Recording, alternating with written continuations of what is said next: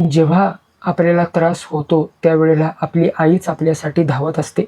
म्हणून आज या महालक्ष्मीचं, या महाकालीचं आवाहन करून आणि आई काळूबाईला शरण जाऊन तुम्हाला पुढचा उपाय मी देतो.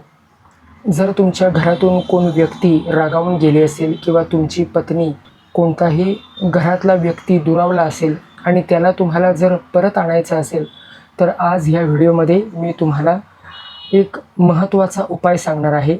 तो उपाय तुम्ही करून बघा. त्या उपायाने तुम्हाला नक्कीच फरक पडेल. आई काळूबाई आणि देवी महाकाली यांच्या आशीर्वादाने आज मी तुम्हाला लिंबूचा एक उपाय सांगतोय. तो थोडासा काळजीपूर्वक तुम्ही ऐकायचा आहे. जर तुमच्यापासून एखादी व्यक्ती लांब गेली असेल, तुमची पत्नी किंवा तुमचे पती किंवा तुमच्या घरातली व्यक्ती जर तुमच्यापासून लांब गेली असेल, दुरावली असेल आणि तिला जर पुन्हा तुमच्याकडे परत यावं अशी जर तुमची इच्छा असेल, तर हा व्हिडिओ तुमच्यासाठीच असणार आहे. आता ह्या उपायामध्ये करायचं काय आहे, तर हे जे लिंबू तुम्हाला दिसतंय, अशी 3 लिंबू तुम्हाला घ्यायची आहेत. या लिंबूला कापायचं नाही, तर पहिल्या लिंबूला तुम्हाला काय करायचं आहे, पहिल्या लिंबूला तुम्हाला 8 उलट्या टाचण्या टोचायच्या आहेत. पहिल्या लिंबूला 8 उलट्या टाचण्या तुम्हाला टोचायच्या आहेत. हे लिंबू बाजूला ठेवा. दुसऱ्या लिंबूला 4 उलट्या टाचण्या टोचायच्या आहेत. त्यानंतर हे सुद्धा लिंबू बाजूला ठेवा. आणि तिसऱ्या लिंबूला 3 गंजलेले खिळे उलटे टोचायचे आहेत. हे 3ही लिंबू खिळा आणि लिंबू टोचत असताना मनातल्या मनात आई काळूबाईला आणि देवी महाकालीला विनंती करायची की माझी पत्नी, माझे पती, जी व्यक्ती तुमच्यापासून रागावून लांब गेलेली आहे, तिला पुन्हा माझ्याकडे घेऊन या. तिच्या मनात माझ्याकडे येण्याची ओढ लागू दे, असं मनोमन विनंती करून एका काळ्या कपड्यामध्ये हे 3ही लिंबू ठेवायचे आहेत. त्याच्याबरोबर एक पांढरा कागदाचा तुकडा घ्यावा आणि त्या पांढऱ्या कागदाच्या तुकड्यावर त्या व्यक्तीचं नाव लिहून त्याची चिठ्ठी तुम्ही आत ठेवायची आहे. आणि ही 3ही लिंबू काळ्या कपड्यामध्ये ठेवून त्या कपड्याला पूर्णपणे घट्ट बांधायचं.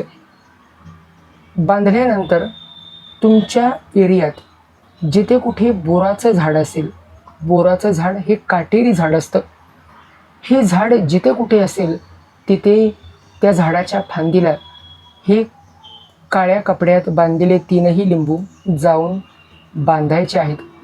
ते अशा पद्धतीने बांधायचे की ते त्या झाडाच्या फांदीला लटकलं पाहिजे. बांधलेलं अशा पद्धतीनं बांधायचं.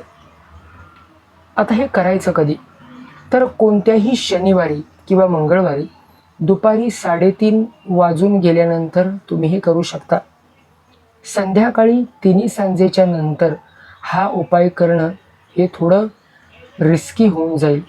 हा जीव घेणा खेळ आहे, लक्षात घ्या. ज्या वेळेला एखादं रसाळ तुम्ही काळ्या कपड्यात बांधता आणि त्याला तुम्ही काटेरी झाडाच्या ठिकाणी नेऊन बांधता, तेव्हा 3 सांजेच्या नंतर हे कोणत्याही दुसऱ्या आजूबाजूला असलेल्या शक्तींना जागृत करू शकतं. म्हणून त्या व्यक्तीचं नाव लिहून काळ्या कपड्यात बांधल्यानंतर दुपारी 3:30 वाजल्याच्या नंतरच हे त्या काटेरी बोराच्या झाडाला तुम्हाला बांधायचं आहे. हे अशा पद्धतीनं बांधायचं आहे की जिथे तिथे लटकलेलं असेल अशा पद्धतीनं बांधावं. तुम्ही जर स्त्री असाल आणि तुम्हाला घरातल्या पुरुषासाठी करायचं असेल, तर ते एखाद्या जाणत्या मुलाकडून करून घ्यावं. स्त्रीने हे करू नये. आणि पुरुष हे कधीही करू शकतात, त्यांच्यासाठी बंधन नाही. पण स्त्रियांसाठी बंधन आहे. अडचणीचा काळ असेल, देवाला हात न लावण्याचा काळ असेल, तर त्यावेळेला हे अजिबात करू नये. तर असा हा उपाय तुम्हाला मी आजच्या व्हिडिओमध्ये सांगितला.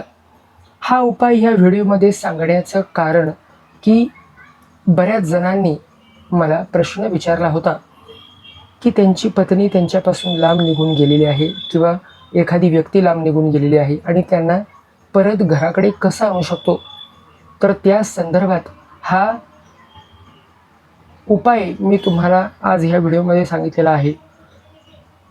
ह्या उपायाला बऱ्याच जणांना करायला लावल्यानंतर आणि त्यांना पॉझिटिव्ह परिणाम बघायला मिळाल्यानंतरच मी हा उपाय ह्या व्हिडिओमध्ये तुमच्यासाठी घेऊन आलेलो आहे. म्हणून हा उपाय फक्त तुमच्यासाठीच आहे आणि ह्या उपायाला करून पाहिल्यानंतर ह्याचा परिणाम काय होतोय हे तुम्ही मला कमेंटमध्ये नक्कीच सांगा. आजच्या ह्या व्हिडिओमध्ये इतकंच. तुमचे काही प्रश्न असतील तर तुम्ही मला प्रश्न विचारू शकता. श्री गुरुदेव दत्त.